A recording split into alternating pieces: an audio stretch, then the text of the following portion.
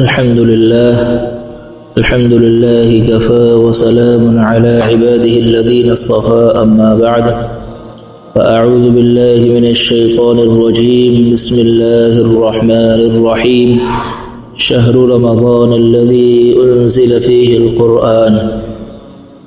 وقال النبي صلى الله عليه وسلم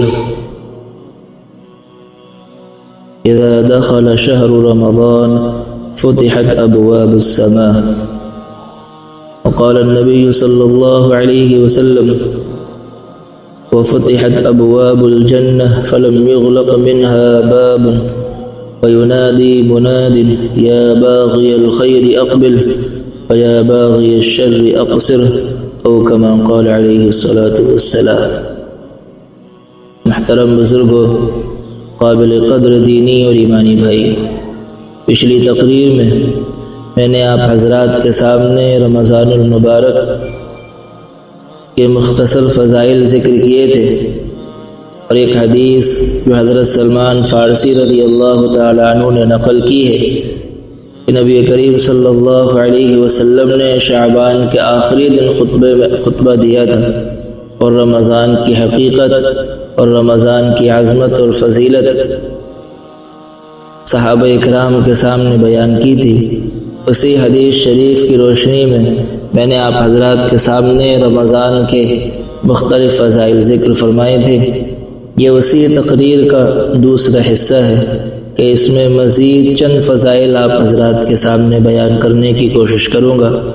اللہ تبارک و تعالی ہم سب کو سننے اور عمل کرنے کی توفیق عطا فرمائے۔ نبی کریم صلی اللہ علیہ وسلم نے اپنی احادیث میں رمضان کے بے شمار فضائل ارشاد فرمائے۔ آپ نے فرمایا سید الشہور شہر رمضان، کہ رمضان کا مہینہ تمام مہینوں کا سردار ہے۔ جیسے جمعہ کا دن تمام دنوں کا سردار ہے، جیسے شب قدر تمام راتوں کی سردار ہے، جیسے ساری دنیا میں مسجدیں اللہ تبارک و تعالیٰ کو پسند ہے، اسی طرح رمضان کا مہینہ بھی دوسرے تمام مہینوں کا سردار ہے۔ نبی کریم صلی اللہ علیہ وسلم نے ایک حدیث شریف میں ارشاد فرمایا ما مر علی المسلمین شہر خیر لهم منہ، مسلمانوں پر رمضان کے علاوہ کوئی مہینہ ایسا نہیں گزرتا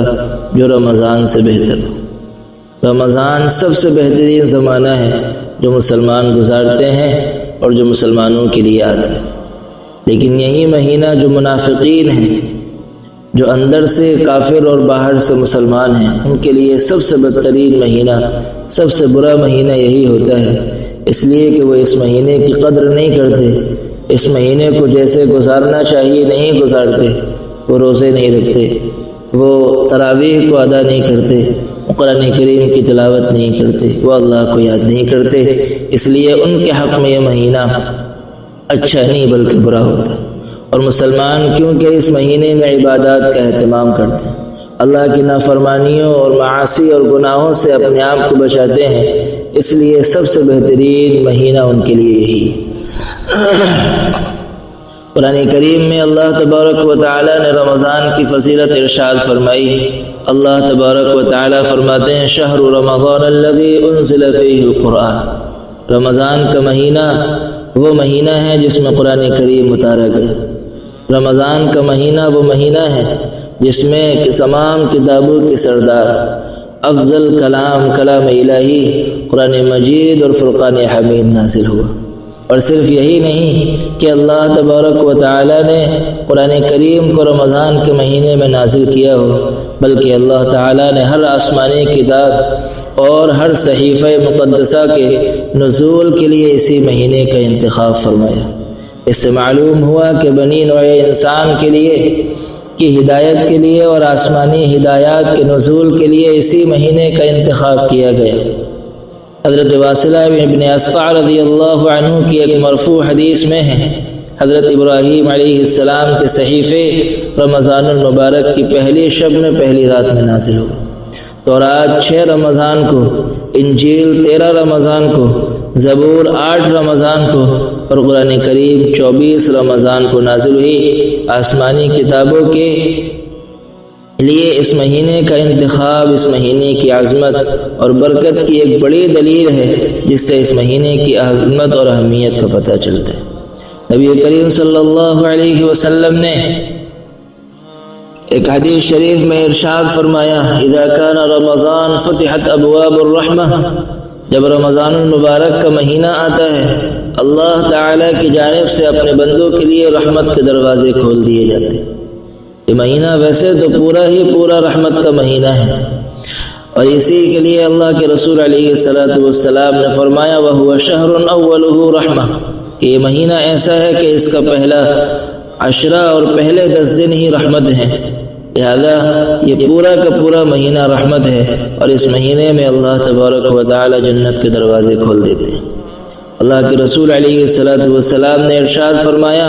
اذا دخل شہر رمضان فتحت ابواب السماء، جب رمضان کا مہینہ داخل ہوتا ہے تو آسمان کے دروازے کھول دیے جاتے ہیں۔ آسمان کے دروازے کھلنے کا مطلب کیا ہے؟ اس کے 2 مطلب ہیں۔ ایک مطلب یہ ذکر کیا گیا کہ رحمتوں کے نازل ہونے کے لیے آسمان کے دروازے کھل جاتے ہیں، اور دوسرا مطلب یہ ہے کہ آسمان کے دروازے اعمال کے بلند یعنی قبول ہونے کے لیے کھول دیے جاتے ہیں، جس کی وجہ سے اعمال کی توفیق بھی خوب ملتی ہے اور ان کی قبولیت بھی نہایت اعلیٰ درجے کی ہوتی ہے۔ ایک ایمان والا مختصر سا عمل کرتا ہے، لیکن اللہ تبارک و تعالیٰ کے ہاں اس کا اجر و ثواب بہت زیادہ اس کو ملتا ہے۔ ایک حدیث شریف میں اللہ کے رسول علیہ السلام نے ارشاد فرمایا وَفُتِحَتْ أَبْوَابُ الْجَنَّةِ، جنت کے دروازے بھی کھول دیے جاتے ہیں اور کوئی دروازہ بند نہیں ہوتا، اور ایک پکارنے والا یہ آوازیں لگاتا ہے یا باغی الخیر اقبل، اے خیر کے طلبگار، اے بھلائی کے چاہنے والے متوجہ ہو جا، ویا باغی الشر اقصر، اور اے شر کے طلبگار باز آ جا۔ لہذا اس مہینے میں یہ آوازیں لگتی ہیں کہ جو خیر کے طلبگار ہیں، خیر کو چاہنے والے ہیں، بھلائی کے حاصل کرنے کی فکر میں ہیں، ان کو چاہیے کہ وہ نیک اعمال کا اہتمام کریں، اور جو برائیوں کے کرنے والے اور گناہوں کو سر انجام دینے والے ہیں ان کو اللہ کی طرف سے یہ تنبیہ کی جاتی ہے کہ اس مہینے میں خدا کے لیے اپنے آپ کو اللہ کی نافرمانیوں سے دور رکھو۔ ایک حدیث شریف میں آپ علیہ السلام نے فرمایا یا رضوان افتح ابواب الجنان، اے رضوان جو جنت کے دروازوں کا مالک اور دروغہ ہے، اس کو اللہ تبارک و تعالی حکم دیتے ہیں رمضان کی پہلی رات میں افتح ابواب الجنان کہ جنت کے دروازے کھول دے، اور مالک جو جہنم کے دروازوں کا مالک ہے اور دروغہ ہے اس کو اللہ تبارک و تعالی ارشاد فرماتے ہیں اغلق ابواب الجحیم، جہنم کے دروازے بند کر دے علی الصائمین من امت محمد، امت محمدیہ کے روزے داروں کے لیے۔ یہ مہینہ ایسا ہے کہ اس میں جنت کے دروازے کھول دیے جاتے ہیں، جہنم کے دروازے بند کر دیے جاتے ہیں، اور یہ فضیلت رمضان المبارک میں روزے رکھنے والوں کے لیے۔ اللہ کے رسول علیہ السلام سے کتنی احادیث میں یہ بات مروی ہے کہ اس مہینے میں جنت کے دروازے کھولے جاتے ہیں اور جہنم کے دروازے بند کیے جاتے ہیں، اور اس مہینے میں نیکیاں کرنا آسان ہو جاتا ہے اور برائیوں سے بچنا اور اپنے آپ کی حفاظت کرنا بھی آسان ہو جاتا ہے۔ ایک فضیلت نبی کریم علیہ السلام نے اس مہینے کی یہ بھی ارشاد فرمائی اذا کان اول لیلۃ من شہر رمضان، رمضان کے مہینے کی پہلی رات جب ہوتی ہے صفدت الشیاطین و مردت الجن،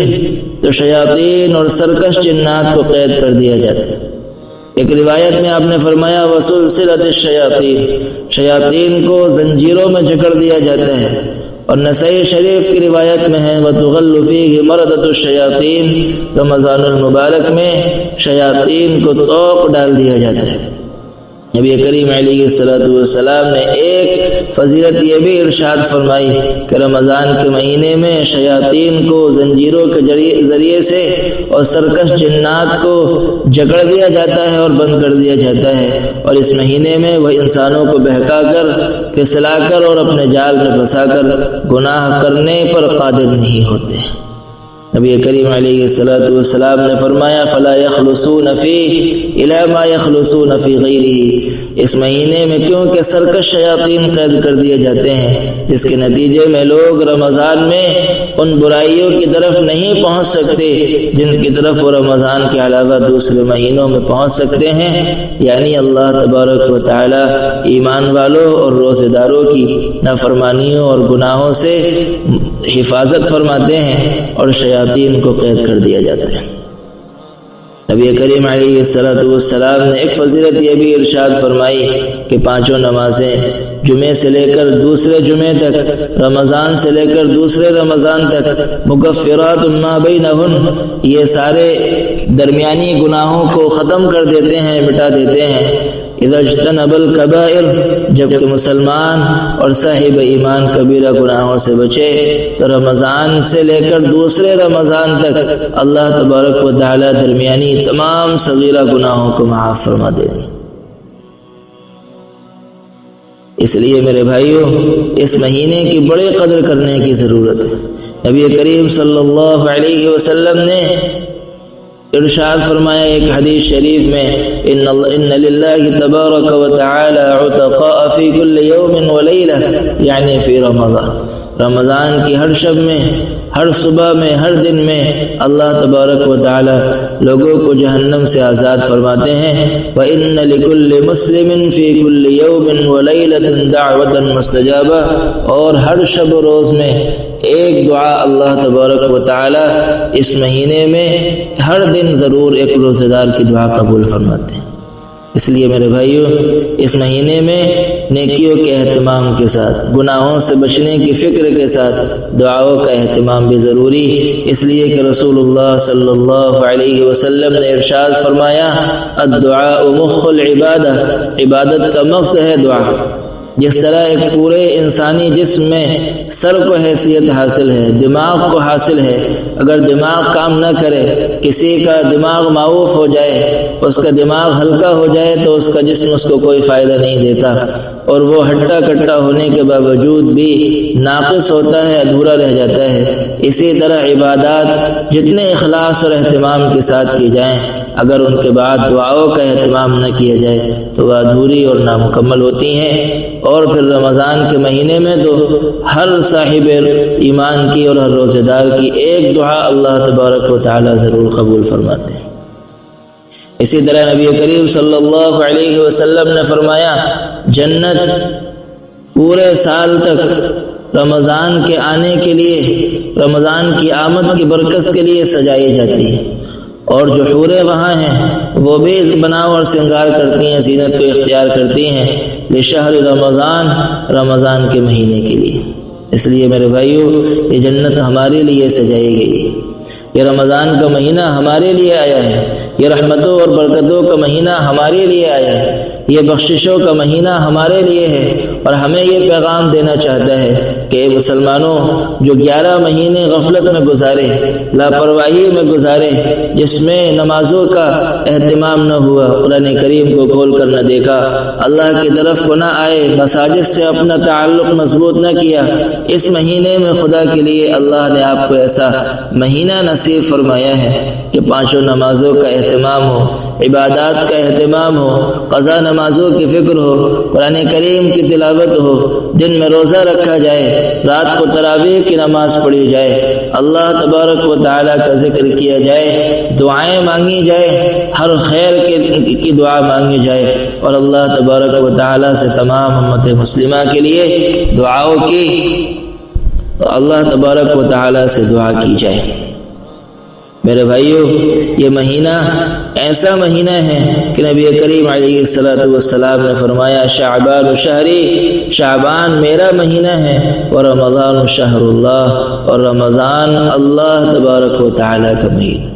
یہ اللہ کا مہینہ ہے، اللہ کا خصوصی مہینہ ہے، اللہ کا انعام والا مہینہ ہے، اللہ کا فضیلت والا مہینہ ہے، اللہ کا یہ انعام ہے امت محمدیہ کے لیے، یہ خصوصی رحمت ہے مسلمانوں کے لیے، یہ مہینہ انتہائی برکت اور عظمت والا مہینہ ہے، اور اس کی شان اتنی بلند ہے کہ نبی کریم علیہ السلام نے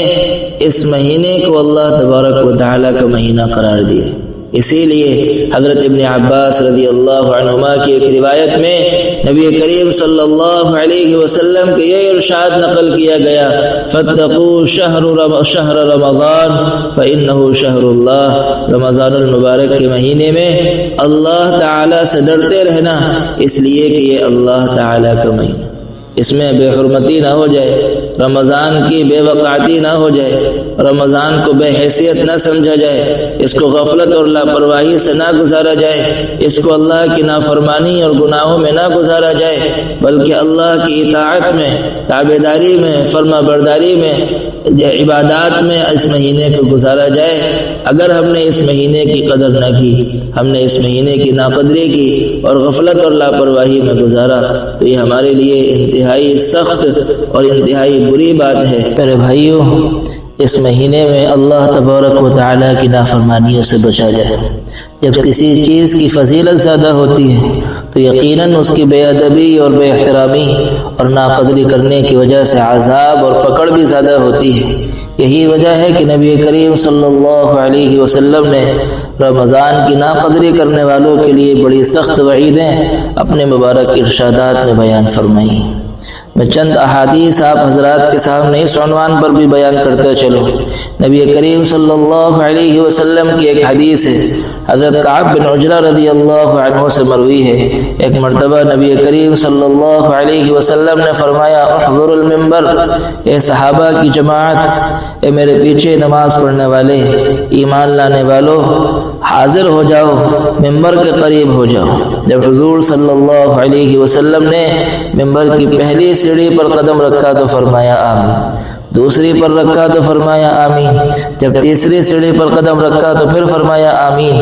جب آپ صلی اللہ علیہ وسلم نے خطبہ دیا اور فارغ ہو کر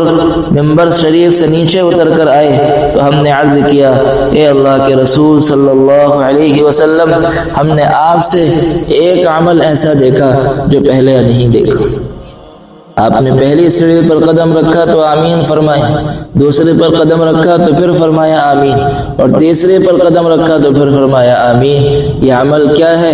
اور یہ آپ نے کیوں کیا اور آمین آپ نے کیوں کہی؟ ذرا اس کی حقیقت سے ہم سب کو آگاہ کر دیجئے۔ صحابہ کرام رضی اللہ عنہم نے جب نبی کریم علیہ الصلوۃ والسلام سے یہ سوال کیا تو آپ نے فرمایا کہ حضرت جبرائیل علیہ السلام میرے پاس آئے تھے، جب پہلی سیڑھی پر میں نے پاؤں رکھا تو انہوں نے کہا، بعداً لمن ادرک رمضان فلم یغفر لہ، ہلاک ہو جائے، برباد ہو جائے وہ شخص جس نے رمضان کا مہینہ پایا پھر بھی اس کی مغفرت نہیں ہوئی۔ پھر جب میں نے دوسری سیڑھی پر پاؤں رکھا تو انہوں نے فرمایا، بعداً لمن ذکرت عنده فلم یصلی علیک، ہلاک ہو جائے وہ شخص جس کے سامنے آپ کا ذکر مبارک ہو اور آپ صلی اللہ علیہ وسلم پر درود نہ بھیجے۔ میں نے کہا آمین۔ پھر میں نے جب تیسری سیڑھی پر پاؤں رکھا تو انہوں نے کہا، بعداً لمن ادرک ابواہ الکبر عنده او احدهما فلم يدخلاه الجنہ، ہلاک ہو جائے، برباد ہو جائے وہ شخص جس کے سامنے اس کے والدین یا ان میں سے کوئی ایک بڑھاپے کی حالت کو پہنچے اور وہ ان کی خدمت کر کے جنت میں داخل نہ ہو۔ میں نے کہا آمین۔ میرے بھائیوں، ذرا سوچو، سارے فرشتوں کے سردار حضرت جبرائیل علیہ السلام کی بددعا، سارے انبیاء اور مرسلین کے سردار، ساری کائنات کے سردار، وہ ہستی اور وہ ذات جس کی وجہ سے اس کائنات کو وجود بخشا گیا، جو اللہ کی حبیب ہے، اللہ کی محبوب ہستی ہے، وہ حضرت محمد الرسول اللہ صلی اللہ علیہ وسلم کا اس پر آمین کہنا، اس کے بعد اس کی قبولیت میں کیا شک رہ جائے۔ اللہ تبارک و تعالی اپنے فضل و کرم سے تمام مسلمانوں کو اس بددعا کا مصداق بننے سے محفوظ فرمائے۔ نبی کریم صلی اللہ علیہ وسلم نے رمضان کی ناقدری کرنے والوں کے لیے دوسری وعید ارشاد فرمائی کہ وہ شقی ہیں، بدبخت ہیں ایسے لوگ جو رمضان کی قدر نہ کریں۔ حضرت عبادہ بن صامت رضی اللہ عنہ فرماتے ہیں، نبی کریم صلی اللہ علیہ وسلم نے ایک دفعہ رمضان کے قریب ارشاد فرمایا، ينظر اللہ تعالی الى تنافسکم ویباہی بکم ملائکہ، کہ اللہ تبارک و تعالی رمضان کے مہینے مہینے میں عبادت اور خیر کے کام میں تمہارے ایک دوسرے سے آگے بڑھنے کو دیکھتے ہیں اور فرشتے پر تمہارے ذریعے فخر فرماتے ہیں، پس تم اللہ تبارک و تعالیٰ کو اپنی نیکی دکھاؤ۔ بد نصیب ہے وہ شخص جو اس مہینے میں اللہ کی رحمت سے محروم رہ جائے۔ میرے بھائیو، یہ مہینہ جو پورا رحمت کا مہینہ ہے، جس کا پہلا عشرہ خصوصی رحمتوں کا عشرہ ہے، اس مہینے میں بھی کوئی شخص عبادات کا اہتمام نہ کرے، گناہوں سے اپنے آپ کو نہ بچائے، وہ اس سے بڑا بدبخت اور اس سے بڑا شقی اور اس سے بڑا کمبخت کون ہوگا؟ نبی کریم صلی اللہ علیہ وسلم نے رمضان المبارک میں کی قدر نہ کرنے والوں کے لیے تیسری وعید ارشاد فرمائی، بعدا لمن ادرک رمضان لم یغفر له فیہ اذا لم یغفر له فیہ فبدا۔ یہ ہلاک ہو جائے، برباد ہو جائے وہ شخص جو رمضان کا مہینہ پائے اور اس کی مغفرت نہ ہو۔ جب رمضان میں بھی اس کی مغفرت نہ ہو تو پھر کب ہوگی؟ رمضان میں اللہ بہانوں سے مسلمانوں کے گناہوں کو معاف فرماتے ہیں، افطار کے وقت 10 لاکھ لوگوں کو جہنم سے آزاد فرماتے ہیں۔ رات میں رمضان مبارک کی راتوں میں اللہ تبارک و تعالیٰ کی طرف سے خصوصی مغفرتیں ہوتی ہیں۔ ایسا مہینہ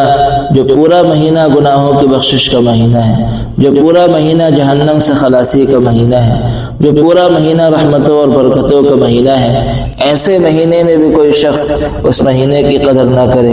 عبادات کو سر انجام نہ دے، اللہ تبارک و تعالیٰ کو راضی نہ کرے، تو پھر اس مہینے میں اس کی مغفرت نہ ہوگی، تو میرے بھائیوں پھر کس مہینے میں اس کی مغفرت ہوگی؟ میرے بھائیوں، اس لیے اس مہینے کا احترام کرو، اس مہینے کی قدر کرو، اس مہینے کو صحیح سے گزارنے کی کوشش کرو، اس مہینے کو اللہ تبارک و تعالیٰ کی خوشنودی سے گزارنے کی کوشش کرو۔ اگر اس مہینے میں مغفرت نہ ہوئی، اللہ نے معاف نہ کیا، جہنمیوں کی فہرست سے نہ نکالے گئے، تو پھر کون سا مہینہ اور کون سا دن ہوگا کہ جس میں اللہ تبارک و تعالیٰ ہم سب کو معاف فرمائے؟ میرے بھائیوں، نبی کریم علیہ السلام نے فرمایا،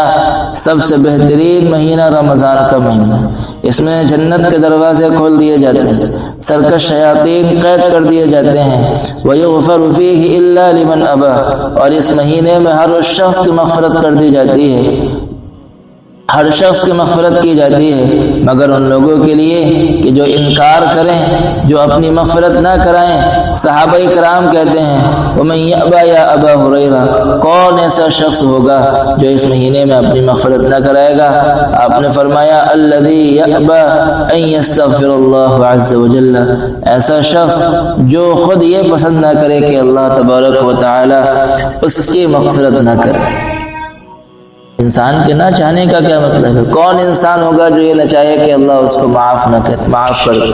کرے؟ کون ایسا انسان ہوگا جو یہ چاہے کہ اللہ تبارک و تعالیٰ اس کے گناہوں کو نہ دھوئے؟ کوئی شخص نہیں۔ ہر شخص یہ چاہتا ہے کہ اس کے گناہ نامہ اعمال سے مٹا دیے جائیں، اس کی لغزشوں کو معاف کر دیا جائے، کوتاہیوں سے اس کے درگزر کر دیا جائے۔ پھر کیا مطلب ہے اس حدیث کے اس ٹکڑے کا؟ کیا مطلب ہے حضرت ابو ہریرہ رضی اللہ تعالی عنہ کے اس قول کا؟ مطلب یہ ہے کہ صرف چاہنے سے کچھ نہیں ہوگا، رمضان کو صحیح سے گزارنا پڑے گا، اللہ کی عبادت کرنی پڑے گی، رمضان کی قدر کرنی پڑے گی۔ رمضان کی ناقدری کرنے والا ایسا ہی ہے کہ جو یہ چاہتا ہو کہ اللہ تبارک و تعالی اس کو معاف نہ فرمائے۔ میرے بھائیوں، جیسے رمضان میں عبادات کا ثواب بڑھ جاتا ہے، نفلی نماز کا، نفل عبادت کا ثواب فرض کے برابر ہو جاتا ہے، فرض نماز کا ثواب 70 فرضوں کے برابر ہو جاتا ہے، 1 روپیہ خرچ کرنے پر 70 نیکیاں ملتی ہیں، جس طرح رمضان میں عبادات کا ثواب اللہ تبارک و تعالیٰ کی طرف سے 2 گنا 3 گنا 10 گنا اور 70 گنا تک چلا جاتا ہے، اسی طرح رمضان میں گناہوں، نافرمانیوں اور معاصی کا وبال بھی اللہ تبارک و تعالیٰ کی طرف سے بڑھا دیا جاتا ہے۔ نبی کریم علیہ السلام نے ارشاد فرمایا، ان امتی لن تخزى ما اقاموا صيام رمضان، بے شک میری امت ہرگز ذلیل نہیں ہوگی جب تک کہ وہ رمضان کے روزوں کو قائم رکھے گی۔ کسی نے عرض کیا، وما خزيهم في اضاعة شهر رمضان، یا رسول اللہ، رمضان کے مہینے کو ضائع کرنے میں لوگوں کی ذلت کیا ہے؟ آپ صلی اللہ علیہ وسلم نے فرمایا، انتہاک المحارم فی، رمضان کے مہینے میں حرام کا حراموں کا ارتکاب کرنا۔ میرے بھائیوں، جیسے رمضان کے مہینے کے علاوہ دوسرے مہینوں اور دنوں میں اللہ کی نافرمانیاں کرنا گناہ ہے، اللہ تبارک و تعالیٰ کی حرام کردہ چیزوں کو انجام دینا گناہ ہے، اللہ تبارک و تعالیٰ کی منع کردہ چیزوں کو کرنا، یہ انسان اپنے لیے وبال جان خود مول لیتا ہے۔ اسی طرح رمضان میں اس کا گناہ اور اس کی وعید اور اس کا وبال اور بھی زیادہ بڑھ جاتا ہے۔ اس لیے اس مہینے کو اہتمام کے ساتھ گزارنے کی ضرورت ہے۔ میرے بھائیوں، یہ مختصر سی حدیثیں اور چند احادیث کا میں نے آپ حضرات کے سامنے ترجمہ پیش کیا۔ نبی کریم علیہ السلام نے فرمایا، اتقوا شہر رمضان فإنہ شہر اللہ، رمضان میں اللہ سے ڈرتے رہو کہ اللہ تبارک و تعالی تمام امت مسلمہ کی رمضان کی ناقدری سے حفاظت فرمائے۔ آمین۔ وآخر دعوانا ان الحمد للہ رب العالمین۔